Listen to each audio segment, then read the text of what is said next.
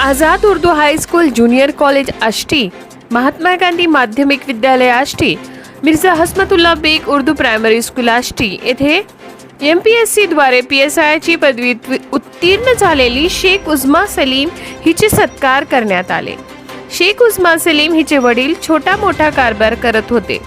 उस्माची 4 वर्षाचे वय असताना वडिलांचा निधन झाला। तिची आई सय्यद सायरा बेगम यांना 2 मुली आहेत। त्यांचा पालन पोषण करून उस्मा शेखला शिक्षणासाठी प्रवेश दिला।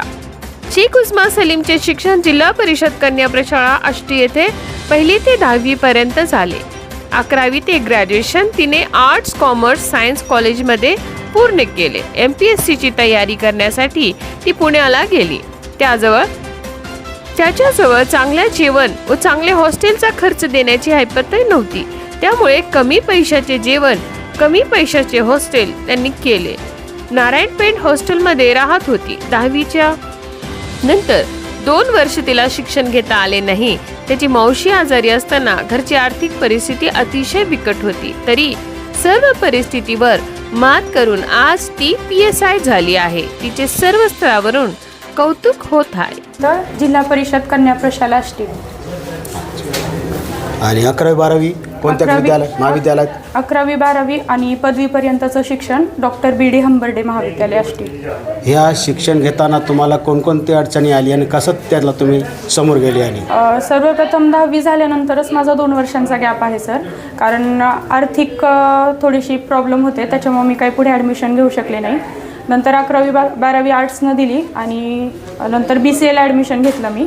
BCAची फीस भरायसाठी पैसे नव्हते, तर ते 2000 1500 असं इन्स्टॉलमेंटमध्ये सरांनी फीस कमी करून माझ्याकडून फीस घेतलेली। पुढच्यासाठी विद्यार्थी जे आहे, जे गोरगरीब आहे, त्यांच्यासाठी तुम्ही काय संदेश देणार आहे? मी प्रत्येकाला एवढंच सांगू इच्छिते सर, आपली गरिबी, ग्रामीण भाग या गोष्टी मॅटर करत नाही। आपली मेहनत, आईवडिलांचे कष्ट आणि आपल्याला त्याची असलेली जाणीव हे आपल्याला यशापर्यंत पोहोचवण्यात खूप काही आहे। या विद्यार्थ्यांसाठी काय प्रेरणा देणार आहे तुम्ही? मी या सगळ्या विद्यार्थ्यांना एवढंच सांगेल की प्रत्येकानं जे स्वप्न पाहिले ते स्वप्न पूर्ण केल्याशिवाय थांबू नका। आणि हा जो आपला प्रवास असतो, ज्याच्यामध्ये अडचणी भरपूर येतात, पण त्या अडचणींवर मात करायचं आणि आपल्या ध्येयापर्यंत पोहोचायचं। कितीही संकट आली तरी थांबायचं नाही। यश कुठे आहे? चिकाटीजवळ।